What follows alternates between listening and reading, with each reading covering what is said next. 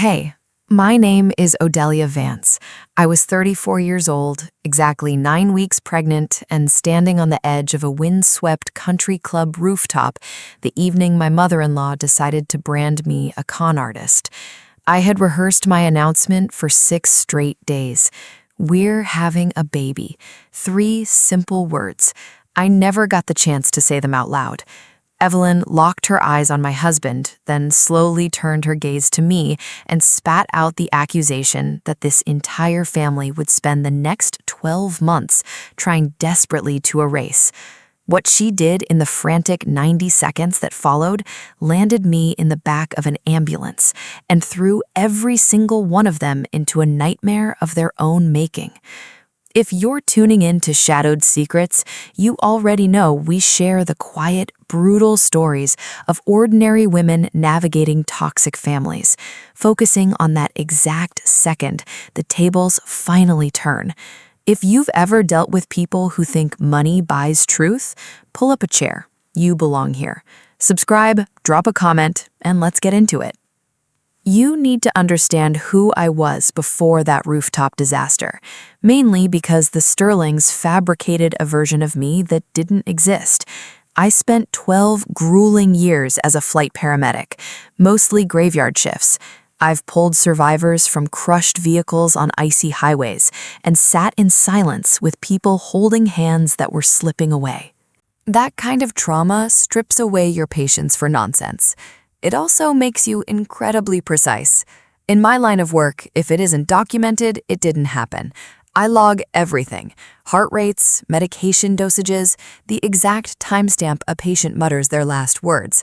My incident reports are so painstakingly detailed that the ER doctors regularly make bets on my sanity. I bought my own property when I was 29. It's a drafty farmhouse with a sagging wraparound porch, entirely funded by my paramedic salary and a decade of picking up double shifts on holidays. Nobody gifted me a dime. I bumped into Julian Sterling at a charity gala I was reluctantly dragged to. He was instantly disarming, quick with a joke, effortlessly charming, the sort of guy who somehow memorized your allergy to cinnamon and your dad's retirement date after one conversation. We tied the knot 2 years later right in my overgrown backyard, dancing under cheap paper lanterns I strung up myself. I firmly kept my maiden name, Vance. It felt like holding on to the dirt beneath my fingernails, honoring the woman who had personally hammered every loose floorboard in that farmhouse. Julian's family was steeped in generational wealth, the quiet, suffocating kind of money that never needs to flex because it owns the room by default. I couldn't care less about their bank accounts. I had my grueling shifts, my drafty house, and my stack of logbooks. What I entirely failed to grasp back then was how a habit of keeping receipts looks like an act of war to people who never have to answer for anything. The Sterling Empire operated on one ruthless engine, Evelyn. At 62, with icy blonde hair, she commanded the head of every table, regardless of whose house she was sitting in. The family fortune was locked inside the Sterling Heritage Trust, roughly $15 million, and Evelyn was the sole executor. She dictated who received payouts and whether their behavior warranted a reward. Her husband, Richard, mostly stared at his scotch and nodded. Her daughter, Clara, existed in a perpetual state of nervous waiting. Julian ran a boutique architectural firm that only stayed afloat because the trust pumped money into it every time a project bled cash. I didn't recognize that financial chokehold then. I just saw a loving man who got nauseous before Sunday dinners and compulsively called his mother. Before our wedding, Richard pulled us into his study to discuss a prenuptial agreement. "The Sterling assets remain Sterling property," he muttered. I grabbed his pen and signed the document instantly. I had my own paycheck and zero desire to touch their cursed money. "Notarize it twice if it makes you feel safer," I told him bluntly. Julian looked mortified. Evelyn just smiled, a thin smirk, like she had confirmed a nasty suspicion. They assumed my habit of keeping records meant I was a calculating woman keeping score. They were about to find out what my records could actually do when pointed at the truth. I kept receipts of everything that year. I just didn't know which one would save my life and the tiny life I was carrying. I shoved that miserable prenuptial agreement into a heavy iron lockbox stashed under my bed, slipping it right between my state paramedic license and the raw deed to my farmhouse. 3 crinkled documents, all mine, all undeniable proof of a life I scraped together with my own 2 hands. I figured I was just being strictly organized. Later, I realized that lockbox was the only ground I had left to stand on. Evelyn monitored me constantly, analyzing every bite I took and every word I spoke. I convinced myself that old money just breeds paranoid people. Then the pregnancy test turned positive, and her polite paranoia sharpened into something violently dangerous. I found out on a rainy Thursday morning, caught between a gruesome highway pileup and a lukewarm cup of vending machine coffee. 2 stark pink lines. I locked myself inside the cramped, bleach-smelling dispatch bathroom and wept. Not sad tears, the heavy, world-shifting kind of tears. By week 9, I was lying on a crinkly paper bed in a clinic. The technician tilted the monitor toward me, and there it was, a flickering cluster of cells the size of a kidney bean, carrying a heartbeat drumming as fast as a rabbit's. She handed me a glossy sonogram printout. My name and the date were typed neatly in the corner, confirming everything was perfectly on schedule. I gripped that flimsy square of thermal paper the entire drive back to the farmhouse. I actually talked to it out loud in my rusted Jeep, whispering promises over the noise of the heavy heater. I promised we were going to be okay. I slid the picture deep into the zippered lining of my leather satchel, right next to my emergency cash. Julian collapsed onto the kitchen tiles and sobbed when I told him, both hands covering his face, shaking with pure joy. He wanted to scream it from the rooftops, so we agreed to break the news at Evelyn's 62nd birthday gala that weekend.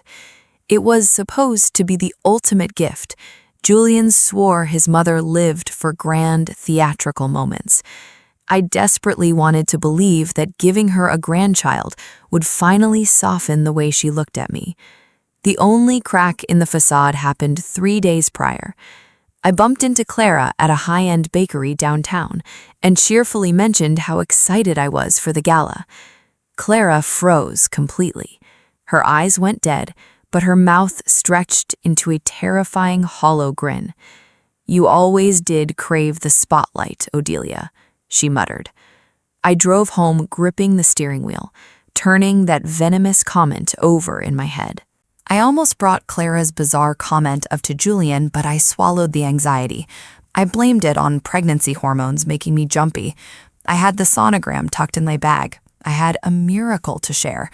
I foolishly believed that pure joy was something you could just hand to people and expect them to smile. The Grand Pinnacle rooftop sat 12 stories above the concrete, dripping in pretentious hanging Edison bulbs and wrought iron barricades.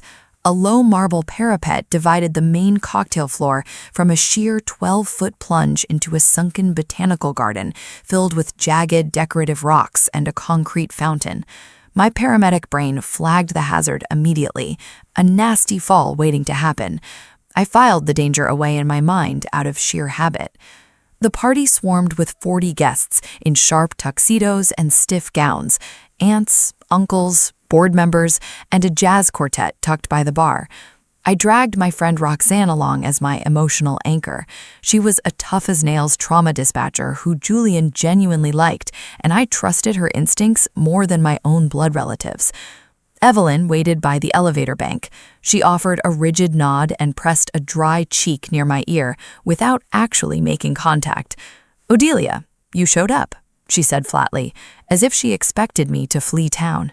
I handed her a wildly expensive bottle of imported gin she pretended to collect. She abandoned it on a side table without a single glance. A few minutes later, Evelyn and Clara huddled tightly near a massive ice sculpture, whispering furiously.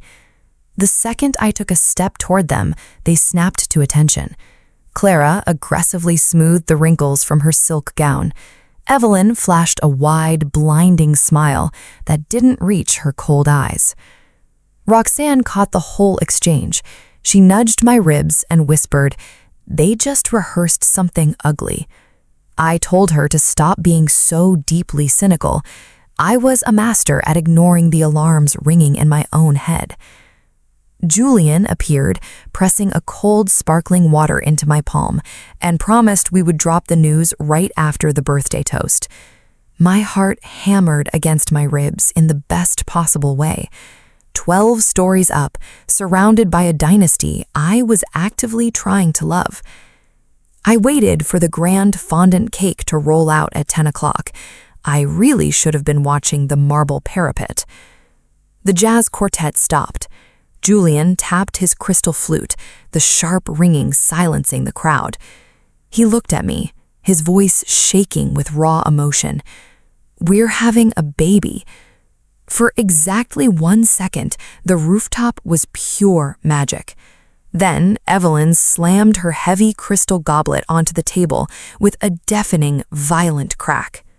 Evelyn's eyes drilled into Julian, then slid over to me with the slow, calculating scrutiny of a bank teller examining a fraudulent check. When she finally spoke, she projected her voice across the terrace so all 40 guests could hear. "There is no child," she announced coldly, "just an invoice." The jazz trio abruptly stopped playing. A man near the bar froze, with his martini suspended mid-air.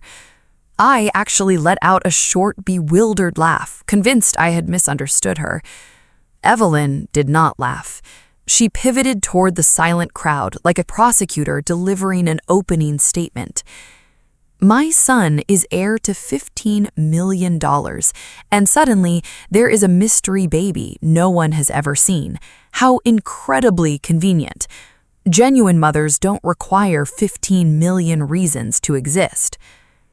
An older aunt turned completely ashen. A younger cousin suddenly found the patio tiles fascinating.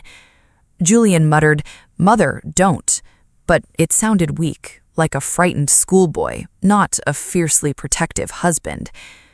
The sonogram in my satchel felt like a lead weight dragging down my shoulder. I violently wanted to rip it out and shove it in her face, but I didn't. The clinical, detached part of my brain, the paramedic who handles chaotic crash sites while bystanders scream, quietly took over. "Not here, not like this." "I am exactly 9 weeks along," I said, keeping my voice dead level. "I have a confirmed heartbeat on a medical monitor." Evelyn stepped aggressively into my space, and the terrifying part was that she didn't look angry. She looked deeply righteous, like a hardened skeptic who'd seen this exact scam before and swore she'd never be played again. It took me months to uncover why she carried that specific, paranoid certainty. She kept advancing, dropping her volume to a vicious whisper, which was honestly worse because it forced the entire party to lean in. "You have been circling the Sterling vault since the hour you met him," she hissed. "The diligent little paramedic with her obsessive little incident reports. Do you genuinely think I don't recognize a gold digger?" I stood firmly against the marble parapet. "Evelyn," I said firmly, "I refuse to engage in this performance in front of your audience."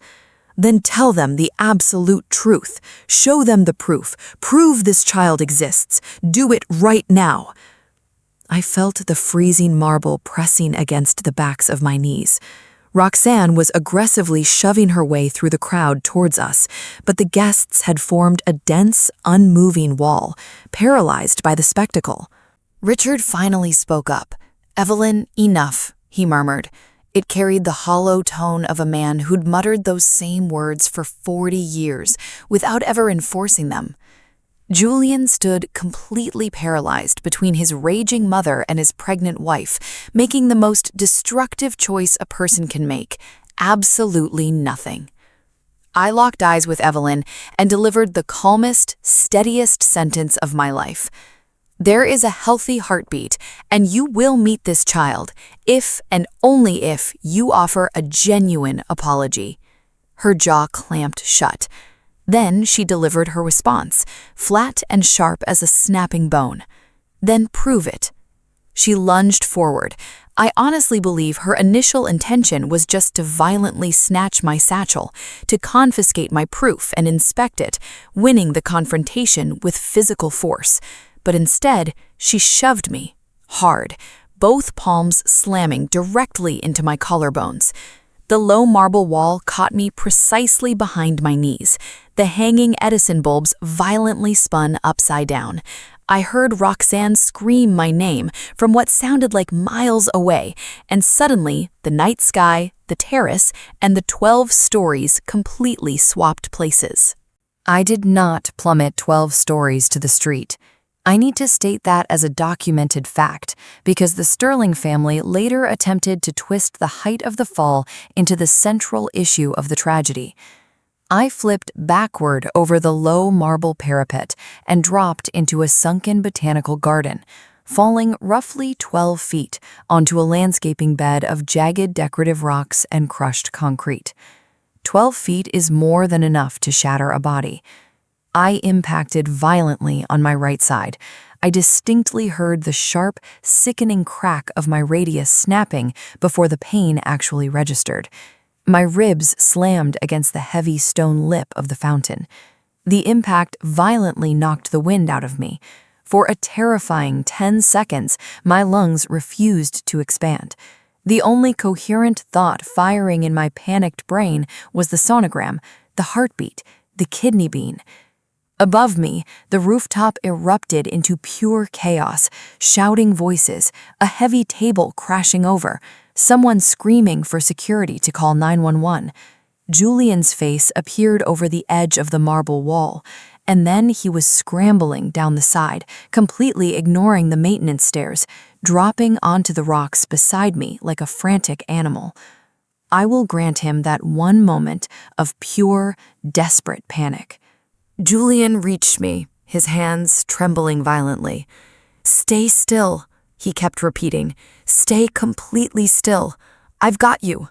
The baby. Oh my God, the baby." He was sobbing so hysterically he couldn't even operate his phone.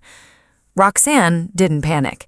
She sprinted down the maintenance stairs and dropped to her knees beside me, instantly slipping into her terrifyingly calm dispatcher mode. "Odelia? Talk to me. Where is the worst pain? Are you bleeding?" She had 2 fingers locked onto my carotid artery and her eyes scanning my abdomen. I managed to force out exactly 1 sentence before the sirens started wailing in the distance. "Get the sonogram," I choked out. "Inside zipper." She didn't waste time asking questions. She dug into my satchel, extracted that flimsy gray thermal paper, now smeared with landscaping dirt, and held it directly in my line of sight. "It's safe," she stated firmly. "Both of you, hold on." They transported me to the exact emergency room where I had completed my final paramedic clinical rotations. There is a deeply specific psychological horror in becoming the critical patient in a trauma center you know intimately, because you know exactly what the silence from the medical staff actually means.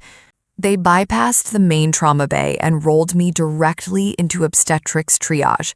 That alone told me the charge nurse had reviewed my incoming vitals and made a critical decision. A resident aggressively immobilized my shattered right wrist in a temporary splint, while the technician scrambled to boot up the fetal monitor. The fiberglass cast they eventually applied felt heavy and suffocating, locking my arm from the knuckles to the elbow.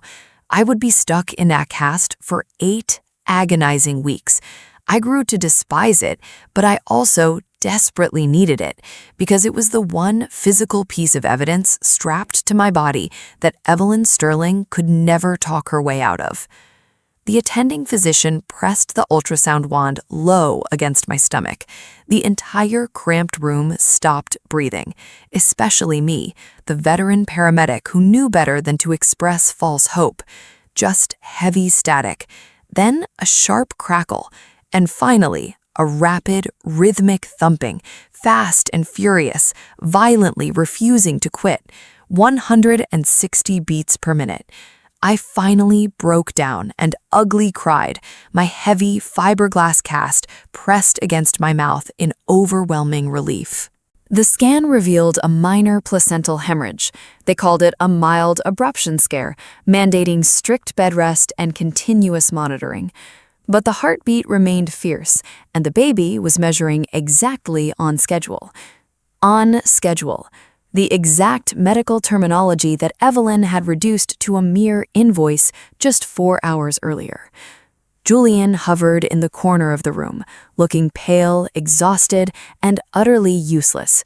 He gripped the dirt-smudged sonogram in both hands, as if the paper itself might shatter. His phone vibrated relentlessly in his slacks. He kept glancing down at the screen. Even lying there in an emergency gown, I watched the man I married actively decide which crisis to prioritize, and the agonizing truth about my marriage began to crystallize.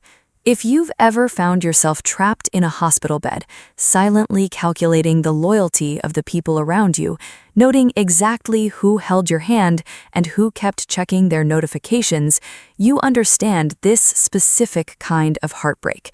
Stay with me. What I discovered in that sterile room dictated every move I made next, and none of it involved screaming matches. Hit subscribe so you don't miss the fallout. The incessant buzzing in Julian's pocket was Evelyn's defense attorney. I caught him admitting that fact at 2 a.m. He was standing in the quiet hallway, speaking in a hushed whisper he mistakenly assumed I couldn't hear through a door that was slightly ajar. He thought I was sedated. First responders don't actually sleep in hospitals. We just shut our eyes and listen. I heard him murmur, "She went over the wall." Yes, it was chaotic. And then I heard the exact sentence that froze the blood in my veins. "I honestly don't think Mother pushed her, precisely. Maybe Odelia just lost her footing. We were all standing so close to the edge, it's possible she slipped." Precisely, lost her footing, slipped. 3 pathetic, cowardly phrases, and my husband was actively sanding down the jagged edges of a violent assault, while I lay in a hospital bed with a shattered wrist and the unmistakable dark purple imprint of 2 handprints blossoming across my collarbones.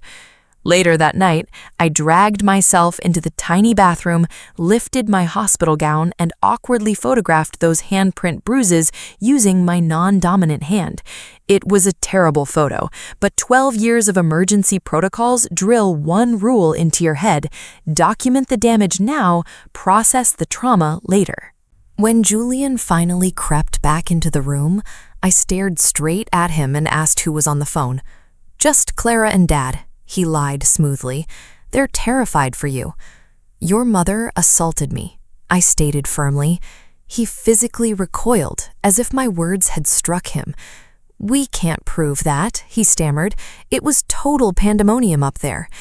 And there it was, the first monumental fracture in our marriage, a clean, devastating break.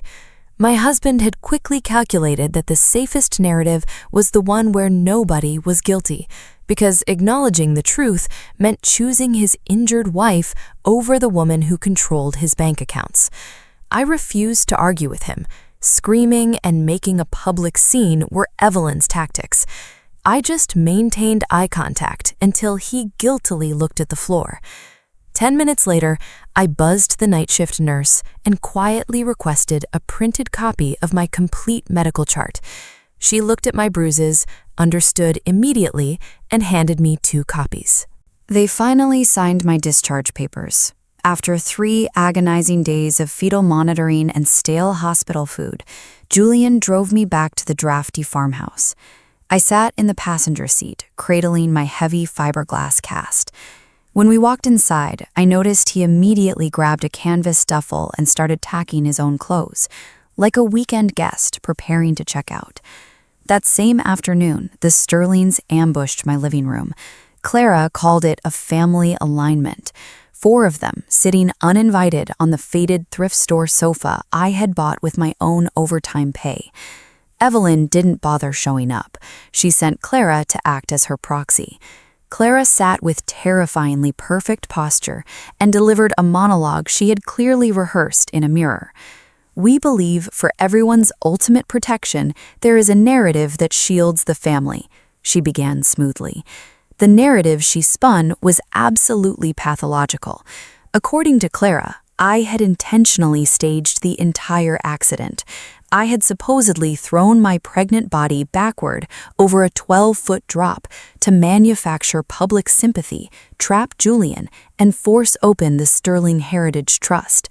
Mother barely grazed your shoulder, Clara said, not blinking.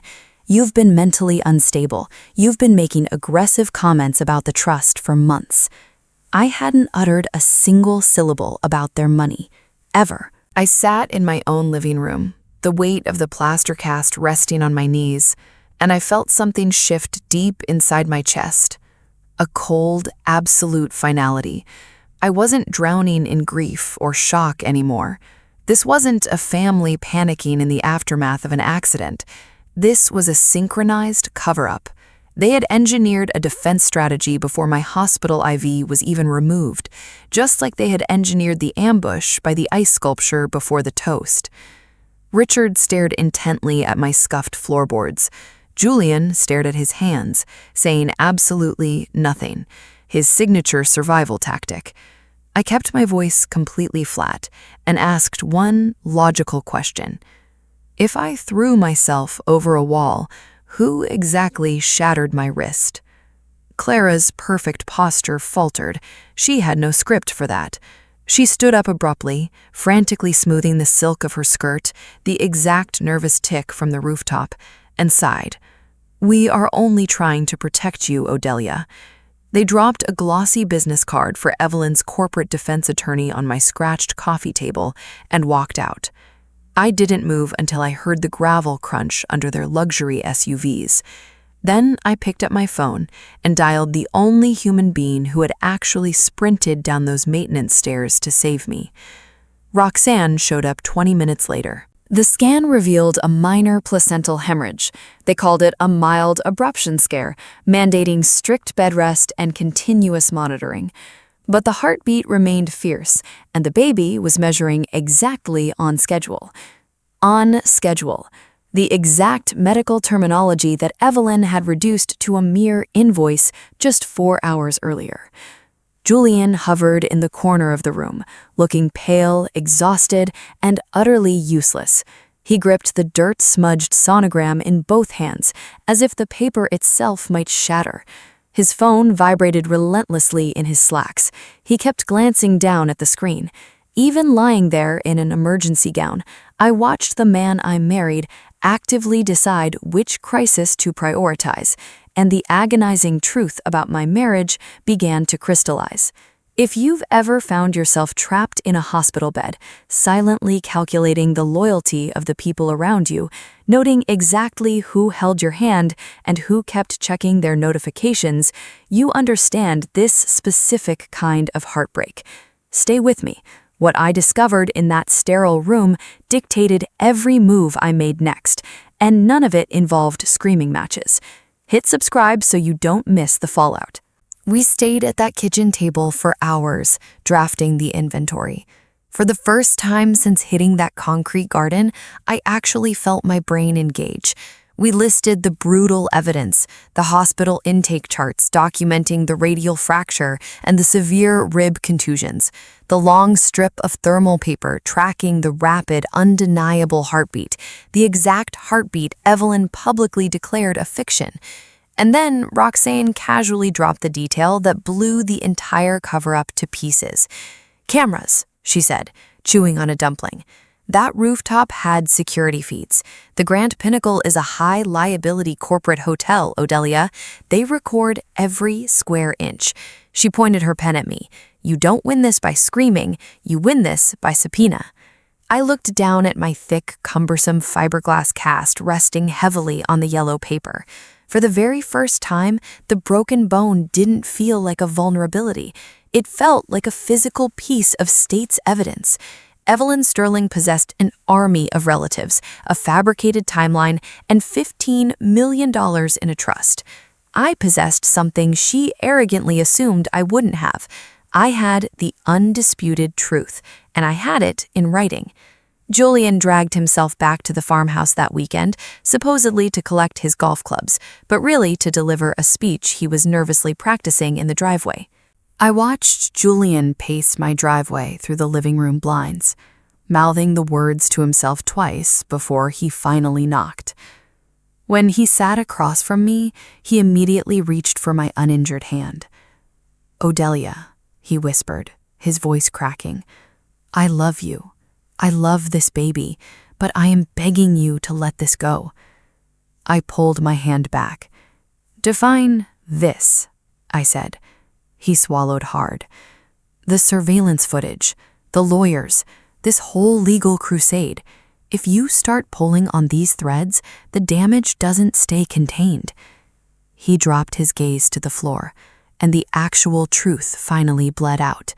The exact sentence he had driven across town to deliver. "Please don't burn my family to the ground." I let the silence hang in the drafty room until it became suffocating. Then I asked the single question that permanently severed whatever was left of my marriage. "Julian, what exactly happens to you if I don't drop the charges?" He couldn't formulate a lie fast enough, and his terrified silence gave me the entire answer. "I'll tell you what happens," I said softly. "Your mother is the sole executor of the trust. The trust artificially inflates your failing firm. If you stand beside your pregnant wife, she permanently shuts off the vault. Your boutique projects instantly bankrupt, and you suddenly wake up as a 36-year-old man with zero mother, zero inherited cash, and a wife in a plaster cast. That is the actual tragedy here, isn't it?" He broke down, sobbing, deep, wretched tears. And the most pathetic part was that the grief was completely genuine. Julian wasn't a sociopath. He was just bought and paid for. He had never once in his privileged life been forced to navigate the world without Evelyn's checkbook, and the mere thought of it was paralyzing him. "I'm not asking you to choose me," I told him quietly. I was entirely done being vindictive.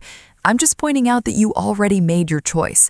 But I need you to stop looking me in the eye and pretending the marble wall shoved me." He walked out the front door, leaving his golf clubs behind. First thing Monday morning, I drove to the hardware store, bought deadbolts, and changed my own locks. Wrangling a drill with my left hand and a heavy cast took me over an hour, but it was the best hour I spent all week.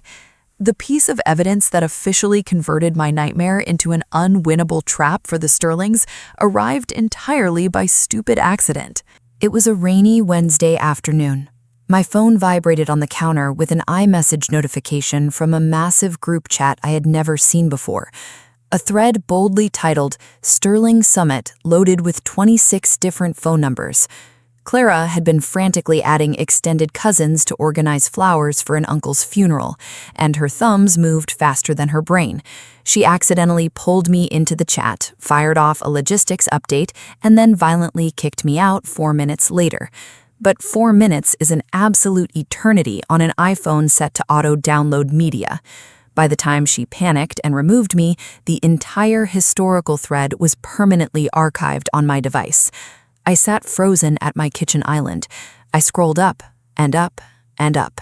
My coffee turned ice cold, the universal background detail to every disaster in my life. The relevant messages originated 9 full days before the birthday gala, 9 days before Evelyn touched me. "Evelyn, we need to neutralize the Odelia situation at the party. Maximum visibility. Force her hand." Clara, "Mother, what if she actually has medical proof?" Evelyn, "Then she'll be thrilled to display it, won't she? We demand she prove it in front of the board." Cousin Greg, "Isn't that insanely aggressive, Aunt Ev?" I absolutely refuse to watch this estate get bled dry by another grifter. Not on my watch. Clara, "I'll circulate the rumor during cocktails so nobody is shocked when you pull the trigger." There were over a dozen messages just like that. a meticulously documented conspiracy, complete with a confirmed date, venue, and designated attack roles. Clara was assigned to plant the seed, Evelyn was assigned to execute the public humiliation. The violent shove on the terrace wasn't a spontaneous crime of passion. It was an orchestrated hit with a formal guest list. I read the entire exchange 3 times. I didn't scream, I didn't call Julian, I didn't type a furious paragraph back into the chat. I executed the exact protocol 12 years of emergency medicine had drilled into my skull. I plugged the phone directly into my laptop, bypassed the cloud, and backed up every single message, complete with carrier timestamps and sender ID tags onto 3 separate encrypted flash drives. Then I dialed the number for a brutal family law attorney Roxanne had vetted. I have highly sensitive digital evidence that needs to be legally preserved before it disappears, I told the receptionist. That was the phone call that finally set the avalanche in motion. People constantly ask me why I didn't just dump the screenshots onto Facebook, tag all 26 Sterling relatives, and let the internet watch Evelyn incinerate her own reputation. Believe me, the urge was violently tempting, but Roxanne's voice was echoing in my head, backed up by a decade of filling out legal incident reports. They both preached the same gospel. Evidence that you mishandle is evidence that gets thrown out. If I aggressively leaked the texts, Clara would immediately claim I fabricated or doctored them. The relatives would be legally muzzled by Evelyn's lawyers, and a judge would inevitably question why my first instinct was social media clout instead of police protection. So I completely ignored the family. I went straight for the jugular of the legal process. I made a profound decision sitting at that scratched kitchen table, and I need to frame it clearly because it is the entire spine of this story. I decided I was officially finished being legally bound to a husband who was purchased before I even met him. I decided I absolutely would not raise my child near a bloodline that scheduled my humiliation in a group chat. And I decided I wasn't going to seek justice through a viral screaming match that Evelyn could win with her PR team. I was going to dismantle them with paperwork. I scheduled a consultation with a shark of an attorney named Rosalind Hayes. I packed my dirt-stained sonogram, the hospital radiology reports, the mirror photos of my bruised neck, and my laptop holding the archived group texts into a single, heavy manila folder. My fiberglass cast made it clumsy to carry. I didn't care. I had nothing but time. Evelyn Sterling had spent 9 days plotting a single night of chaos. I was fully prepared to spend the next 12 months meticulously destroying her. Rosalind operated out of a dead-silent office and possessed a terrifying analytical way of listening that offered zero fake sympathy. I laid out the evidence chronologically, exactly how I would brief a trauma surgeon on a crushing injury. She reviewed the hospital charts, scrutinized the time-stamped bruises, read the group chat transcript twice, and quietly capped her pen. Then she delivered 3 facts that entirely rewrote my reality. First, Rosalind said smoothly, we are far beyond a simple divorce. Committing battery against a woman the attacker explicitly knows to be pregnant is classified as a felony in this jurisdiction. Our district attorney loves these cases. She tapped the printed text logs. This thread proves Evelyn knew you claimed pregnancy and actively plotted a physical confrontation to test it. That elevates this from a family dispute to the criminal docket. Second, Rosalind continued, forget about asking the Sterlings for the hotel surveillance. We subpoena the Grand Pinnacle's security division directly. Corporate hotels archive terrace footage obsessively for liability insurance, and they maintain internal incident logs signed by staff. Institutional records are legally bulletproof. Then she slid the crinkled prenuptial agreement across her mahogany desk. The exact document Richard Sterling had been so aggressively proud to make me sign. "Odelia," she said, a razor-thin smile appearing, "this is the greatest gift they ever handed you.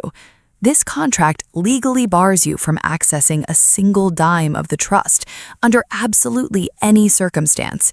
It is notarized, witnessed, and ironclad. It is objective legal proof that you could possibly not have staged an accident for a payout, because they legally guaranteed the payout was impossible. Their own paranoia actively destroys their own motive. I tapped the heavy edge of my cast against the wood, letting the sheer irony wash over me. The fortress they built to keep me poor was the exact weapon that would clear my name. They handed you a loaded gun and never checked the safety, Rosalind murmured. We strategized for 3 hours.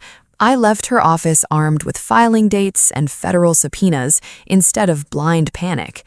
That night, for the first time since the rooftop, I slept deeply. Evelyn never saw the legal strike coming, because Evelyn had never lost a fight in her life. Her immediate reaction to the divorce filing was the classic arrogant reflex of generational wealth.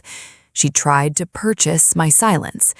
Clara called me, her voice dripping with artificial corporate sweetness. "Mother wants to put this ugly misunderstanding behind us," she chirped.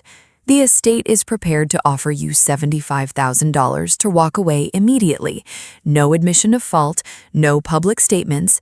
You keep your quaint little farmhouse and we all move on." The quaint little farmhouse jab landed exactly as she intended. You had to admire the surgical precision of their insults. I pressed the phone against my good shoulder, resting my slightly swollen stomach, and I deeply considered what that money represented to them. It was Evelyn loudly declaring that a blue-collar paramedic could always be bought by a billionaire. "Clara," I said quietly, "I need you to write down my exact response, because I know Evelyn is listening in. I do not want your money. I never wanted it. I have a career, my own property, and a prenup your father forced on me that proves it. Keep your 75 grand. I want the objective truth on a criminal record, and I want my child protected." The line went dead quiet. Then Clara's corporate sweetness vanished, exposing the absolute venom underneath. "You think you're so untouchable," she hissed into the receiver. "You have no earthly idea what kind of war you just started." She hung up. Clara was absolutely right that I had started a war. She was just entirely wrong about who was going to end up in a body bag. I meticulously logged the date, the exact time, the dollar amount of the bribe, and Clara's final threat. I forwarded the file to Rosalind, locked my deadbolts, and went to sleep. Rosalind's subpoena hit the grand pinnacle like a missile. The hotel's legal team surrendered the data within 10 days because global hospitality brands do not commit perjury to protect a local socialite who throws pregnant women off balconies. Rosalind called me in to view the raw files. "You don't have to watch this," she warned softly. "The DA will see it." I refused to look away. I needed to witness the objective truth with my own eyes after enduring a month of aggressive gaslighting. The security feed covered the entire garden perimeter.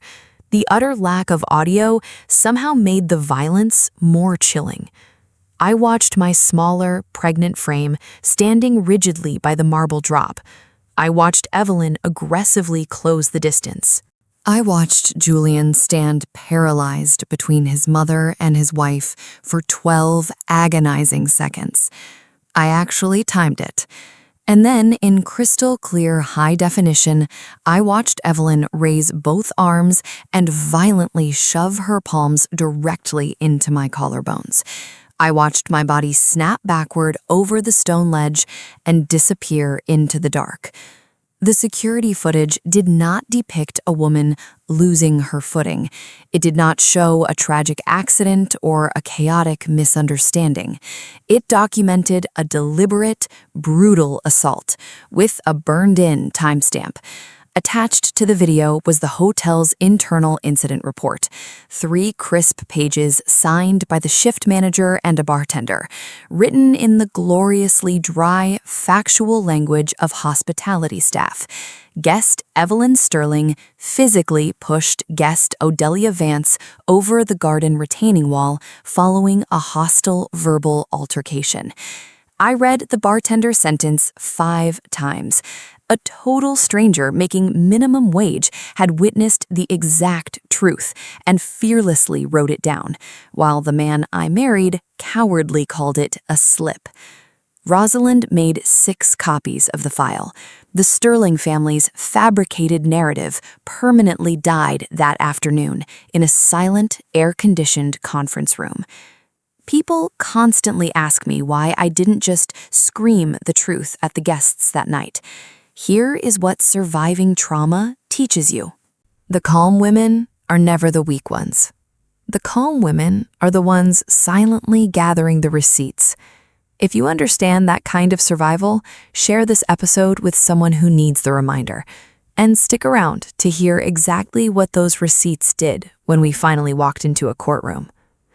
Rosalind handed the compiled dossier directly to the district attorney's major crimes unit, and the relentless machinery of the justice system finally locked on to Evelyn. A senior detective called me in for a formal interview. She was my age, sharp, unhurried, and she had already memorized my medical charts and the surveillance video before I even sat down. She asked me to walk her through the timeline, and I did, clinically, chronologically, and devoid of hysterics, exactly how I brief an ER trauma bay. When I finished speaking, she slid a preliminary charge sheet across the steel table. Aggravated assault and battery against a pregnant person, a Class 3 felony, because Evelyn had been explicitly warned in front of 40 witnesses and in 9 days of archived text messages that I claimed to be carrying a child, and she chose to deploy physical violence anyway. To test it, the detective said, quoting Evelyn's own texts. The detective tapped the printed stack of group messages. This level of premeditation elevates the charge completely out of misdemeanor territory, she stated flatly. This is not a mother-in-law who lost her temper. This is a woman who systematically scheduled an assault. They were also opening an accessory investigation into Clara for explicitly coordinating the ambush, although that charge was legally harder to pin down. I stared at the metal table and finally asked the terrifying question that had suffocated me for weeks. Are you actually going to arrest her? People with the Sterling's kind of money. The detective held my gaze for a long time. Then she delivered a sentence I will remember until the day I die. Generational wealth buys a hell of a lot of convenient things, she said quietly, but it does not buy your way out of a premeditated felony backed by high-def video and sworn eyewitnesses. She doesn't get a free pass just because her last name is on a trust fund. I drove back to the farmhouse that afternoon, passing the exact hospital where I had first heard the rapid, thumping heartbeat. I drove with my left hand gripping the steering wheel, my heavy cast resting on my lap, and my right fingertips brushing against a stomach that was finally starting to show. For the very first time since the night of the gala, I allowed myself to actually feel it. Not just relief, but a cold, absolute, unshakable certainty. The documented truth was now a living, breathing thing, and it was infinitely more powerful than any of them. Julian drove out to the farmhouse one final time, exactly 3 days before the major felony indictments were officially unsealed. This is the fragment of the nightmare that haunts me the most, because it is the exact crossroads where a weak man could have finally chosen to be brave. He looked completely hollowed out, 10 pounds lighter, dark purple bags sagging under his eyes, the physical embodiment of a man who hadn't slept a full night since the rooftop. He collapsed onto my sagging porch steps. I refused to unlock the screen door for him. He just sat there in the humidity and sobbed. And for the first time in our entire relationship, I knew that tears weren't a manipulation tactic. "Odelia," he choked out, his voice cracking. "I know exactly what she did. I watched the security footage. I know you didn't slip. I know you never wanted the trust." He buried his face in his hands, and the confession bled out of him in pathetic, fragmented gasps. "I'm just so terrified," he sobbed. "She built me to need her. I don't know who I am without her money backing me. I've never once had to survive on my own, and I'm realizing I'm nobody." For a fleeting second, my hand actually moved toward the latch, because underneath the pathetic cowardice, he was finally exposing the raw, ugly truth.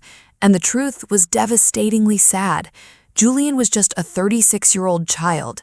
His mother had systematically engineered his financial dependence so he would never be capable of defying her mother. So he would always, inevitably, choose the vault over his own wife.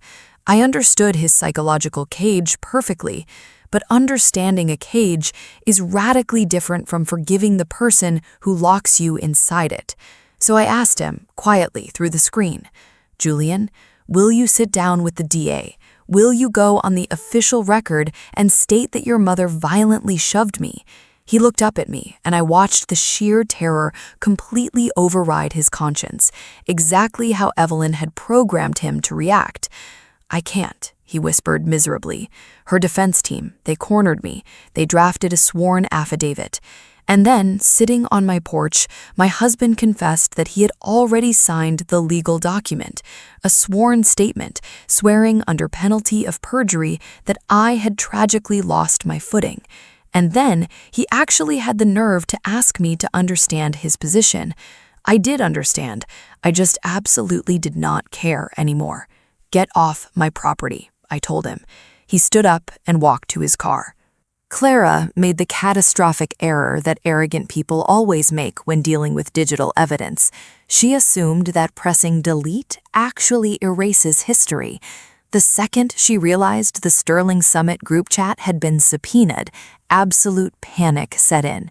She frantically logged into the chat and began scrubbing her old texts, the ones where she explicitly promised to circulate the fake rumor before the toast. She even strong-armed a younger cousin into deleting a few replies to cover her tracks. She genuinely believed they wiped them from existence. It didn't. The entire thread had already been forensically preserved, stored on 3 encrypted drives, complete with carrier timestamps from the exact moment she accidentally added me weeks before she ever thought to cover her tracks. Rosalind's firm had locked the raw files down in legal discovery, so when Clara's frantic deletions suddenly surfaced on the defense's end, it didn't hide her guilt. It legally established consciousness of guilt. You don't frantically wipe a hard drive if the files prove your innocence. Then, Clara arrogantly marched into a deposition and completely perjured herself within 3 sentences. First, Clara swore under oath she had never discussed my pregnancy before the gala. 2 minutes later, she claimed she had briefly mentioned it to prepare a few sensitive relatives. 5 minutes after that, she claimed she had sudden amnesia regarding the group chat entirely.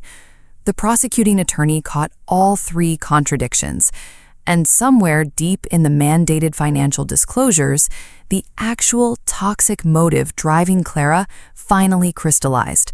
It had absolutely nothing to do with defending her mother's honor. The Sterling Heritage Trust distributed dividends strictly by bloodline. If Julian suddenly produced a legitimate heir, that child instantly became a primary beneficiary, and Clara's guaranteed slice of the $15 million was mathematically slashed. A niece was not a joy to Clara. A niece was a financial liability. She actively orchestrated the brutal public humiliation of a pregnant woman because my child was a literal line-item deduction to her inheritance. When I finally grasped that cold, sociopathic math, I actually stopped being furiously angry at Clara. She was just the most grotesque symptom of what generational wealth had done to their souls. It had mutated a newborn baby into a financial threat. I finally understood the exact origin of Evelyn's paranoia, thanks to the older aunt who had turned ashen at the party, the single sterling relative who possessed the decency to call and apologize. Her name was Beatrice, and she whispered the family history over the phone as if Evelyn could somehow eavesdrop through the drywall. 30 years ago, Evelyn had a reckless younger brother named Harrison. He was wildly charismatic, deeply irresponsible with cash, and identical to Julian in every way. Harrison impulsively married a woman the family despised. Within 10 months, she announced a pregnancy, and a desperate Harrison aggressively restructured his trust allocations entirely in her favor. "There was never a baby," Beatrice whispered. "Or if there was, the bloodline wasn't his. We never found out." By the time the marriage violently imploded, the woman vanished with half of Harrison's entire net worth. Harrison was left bankrupt, drank himself into liver failure, and died at 52. Evelyn was the one who had to clean up the wreckage, Beatrice explained. Evelyn spent 2 ruthless decades aggressively rebuilding the family portfolio back up to $15 million, guarding the vault like a rabid dog. And somewhere during those 20 years of aggressive hoarding, Evelyn swore a blood oath, a vow that hardened into sheer fanaticism. No outsider would ever dismantle her son the way that woman had dismantled her brother. I sat in silence at my kitchen island long after Beatrice hung up. It perfectly explained Evelyn's entire pathology. It humanized the monster, which was the final puzzle piece I had been missing. It explained exactly why her face on the rooftop didn't look malicious. It looked deeply righteous.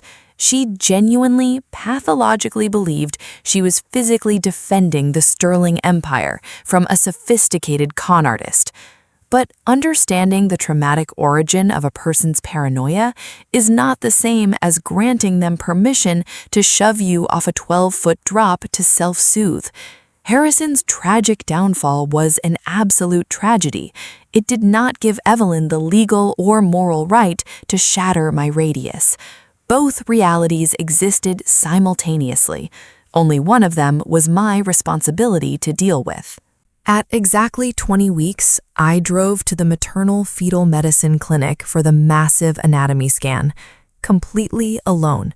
And I need to state clearly that it did not feel lonely. Roxane had fiercely offered to take the morning off, but I forced her to cover her dispatch shift instead.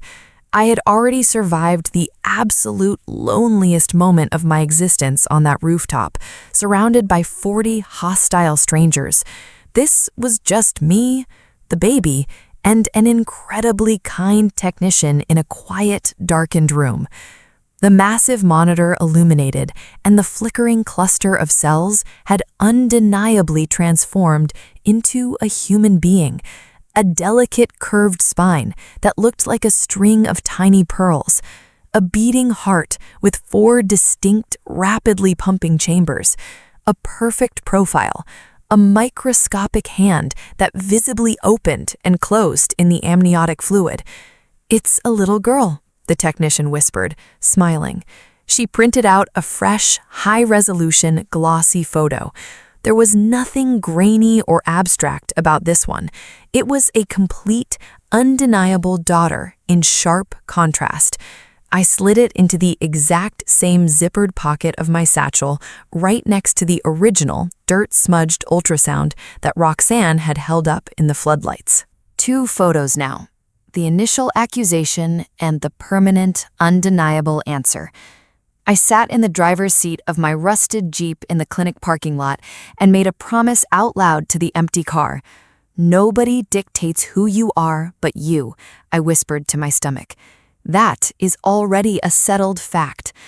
Then I dialed Rosalind's direct line and told her something fundamental had shifted in my brain, something I needed her to explicitly encode into the massive divorce filing in aggressive, unambiguous language. I was absolutely not negotiating for shared custody.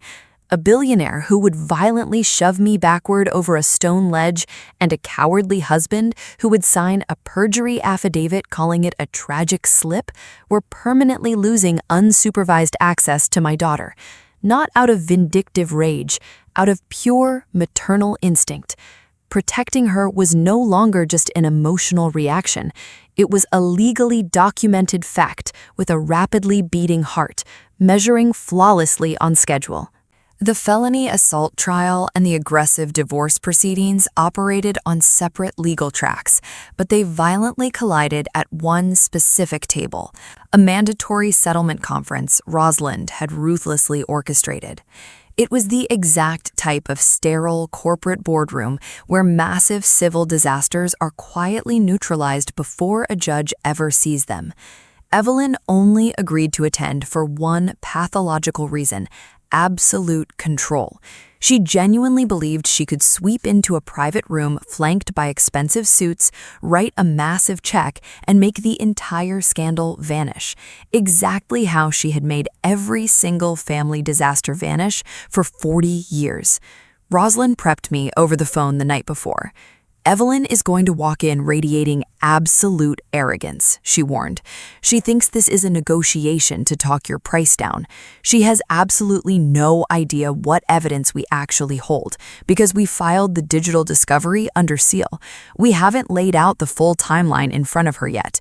Tomorrow morning, she walks directly into the ambush. I asked Rosalind if I needed to prepare a statement. "You don't need to utter a single word," she replied coldly. "That is the entire strategy, Odelia. You let the documentation scream for you.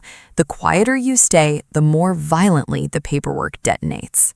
I laid out my armor that night. A simple fitted navy dress that clearly displayed my 6-month pregnant stomach, and I placed the heavy manila folder squarely by the front door. I wasn't even slightly nervous, which honestly shocked me. I had survived the most terrifying night of my life lying on a freezing trauma cot, desperately listening to static on a fetal monitor. Compared to that visceral terror, a conference room packed with overpaid corporate lawyers was absolutely nothing. Evelyn assumed she was walking in for a quick, expensive victory. She had made that exact same arrogant assumption on the rooftop, flashing her blinding fake smile before delivering her public execution. She had zero concept that this time the obsessive paramedic with her meticulous incident reports had spent 6 grueling months perfectly executing the one skill Evelyn had mocked: building an airtight, chronological timeline. She strolled in like a conquering queen. She had absolutely no idea what was waiting inside that folder. The conference room was massive, dominated by a polished mahogany table and aggressive, blinding fluorescent lighting. I intentionally arrived 20 minutes early. I selected a heavy leather chair positioned perfectly with my back facing the floor-to-ceiling windows, forcing the morning glare directly into their eyes, a brutal psychological tactic I had explicitly learned from watching Evelyn dominate Sunday dinners. Rosalind sat calmly to my right, her hands resting near the sealed manila folder. By the time the sterling entourage finally swept through the heavy glass doors, my 6-month bump was aggressively undeniable. I watched every single one of them involuntarily track it as they entered. Evelyn looked regal in a tailored cream pantsuit, flanked by 2 aggressive corporate litigators acting like Secret Service. Richard looked 10 years older and completely deflated. Clara aggressively refused to make eye contact with me, and Julian trailed in last, pressing his back against the far wall like a man desperately attending his own execution. Evelyn claimed the chair directly opposite mine. She steepled her fingers, locked eyes with my stomach, and hit me with the exact same deeply righteous, arrogant glare from the terrace. The look that silently screamed, "I know exactly what kind of grifter you are." "We are here," her lead litigator barked aggressively, "to finalize a highly reasonable, discreet financial resolution that completely shields all involved parties and avoids a humiliating public spectacle."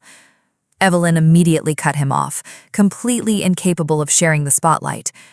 "Let us drop the theatrical performance, Odelia. she stated directly to me, her voice dripping with venom. You successfully manipulated a weak, wealthy man. You demanded an astronomical payout, and you aggressively staged a crisis to force my hand. I have survived this exact parasitic scam before. I will absolutely not allow this dynasty to be bled dry a second time. And there it was, the exact tragic origin wound she had been violently nursing for 30 years, officially projecting the ghost of Harrison's scammer wife directly onto me. I didn't say a single word back. I had promised Rosalind and I had promised myself. I simply lifted my right hand, the bones fully healed now, but forever aching when it rains, and placed it perfectly flat on the mahogany table, right next to the sealed folder. I let her arrogant monologue hang in the suffocating silence, knowing that every single word she just placed on the record was going to bury her.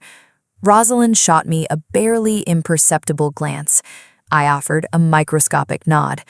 Rosalind unclasped the folder, and then, document by devastating document, with the cold precision of a medical examiner, we began to clinically dismantle Evelyn Sterling's entire empire right in front of her family. Evelyn refused to surrender quietly. Arrogant people who have never lost a fight do not recognize the early symptoms of defeat. As Rosalind unclasped the heavy manila folder, Evelyn lunged verbally. "You want a massive payout," she snapped, aggressively swatting away her lead attorney's frantic hand gesture. "Just name your price, name the exact figure, and let us end this pathetic theatrical performance." Her lawyer desperately tried to pull her back. She ignored him completely. "My son is a gullible idiot, but he is my idiot," Evelyn declared coldly. "You saw an unguarded bank vault, and you intentionally got yourself pregnant to secure the combination lock. That is the entirety of your character." The corporate defense team physically winced. Richard squeezed his eyes shut. "I need you to understand my exact mindset in that specific second. I felt the familiar, burning urge to stand up, slam my good hand on the mahogany table, and finally scream my lungs out. I wanted to verbally obliterate her, but I stayed completely anchored in my chair. I maintained the dead-level tone I use when a trauma patient starts coding in the back of my ambulance. "Evelyn," I said, just her first name, quiet and steady, like speaking to a confused patient wandering into traffic. She fully anticipated explosive rage. She had no defense mechanism for pure clinical calm. Evelyn started talking much faster, raising her volume, desperately trying to drown out my silence. Every frantic word she spilled cemented her legal debt on the stenographer's record. Rosalind slid the first piece of paper across the table. The room instantly stopped listening to Evelyn's unhinged rant and started staring at the table. I narrated the evidence using my shift handoff voice, clean, factual, and completely detached. "Exhibit A," I stated, "medical sonograms. 2 distinct copies, the early 9-week scan and the recent 20-week anatomical profile. Patient name and date verified on both." I slid the glossy photos directly under Evelyn's nose. "There is no mystery invoice," I said, throwing her own insult back across the table. "This is your granddaughter. She is due in late April." Evelyn's jaw actually dropped. She stared at the black and white profile, rendered completely speechless. "Exhibit B," I continued smoothly. Rosalind pivoted her laptop screen toward the defense side. "Unedited security footage from the Grand Pinnacle." We hit play. The silent, high-definition clip showed 2 hands violently shoving a pregnant woman backward into the dark while a husband stood entirely paralyzed for 12 agonizing seconds. The video looped once. Nobody in the room dared to breathe. "Exhibit C," I announced, breaking the suffocating silence in the room. The official hotel incident report, signed by the shift manager and an on-duty bartender. Independent civilian witnesses describing an unprovoked physical assault. Evelyn's lead attorney turned the color of wet ash. Exhibit D, Rosalind stepped in, sliding a thick stack of printed text logs forward. The Sterling family group chat, 9 consecutive days of documented conspiracy. Rosalind had highlighted Evelyn's specific text message in blinding neon yellow ink. Force her hand, make her prove it. Finally, Rosalind placed the weathered prenuptial agreement at the very top of the pile, the exact restrictive document Richard had forced me to sign before the backyard wedding. This contract legally prohibits my client from touching the Sterling Heritage Trust, Rosalind told them, her voice dropping to a lethal whisper. You demanded that I prove it, I told her quietly. I tapped the stack of paper with my cast. Consider it proven. I watched the arrogant certainty physically drain from Evelyn's face. She looked like a punctured tire, rapidly losing air. Then Evelyn completely shattered. It looked nothing like the cold, calculating matriarch who had dominated the rooftop gala. First came the theatrical, gasping sobs, aggressively directed at her own legal team. Look at how she manipulated this documentation, Evelyn cried out. She twisted the entire narrative. When her fake tears failed to move a single lawyer, because crying does not legally alter a forensic timestamp, the raw, ugly rage boiled over. Evelyn violently shoved her heavy leather chair back. She stood up and pointed a trembling finger directly at my face. I was defending my family, she screamed, abandoning all pretense of corporate dignity. Do you have any earthly idea what that vile woman did to Harrison? Do you know what I had to rebuild while the rest of you useless parasites spent my money? Her lead litigator shot out of his chair. Evelyn, sit down immediately and stop talking, he ordered harshly.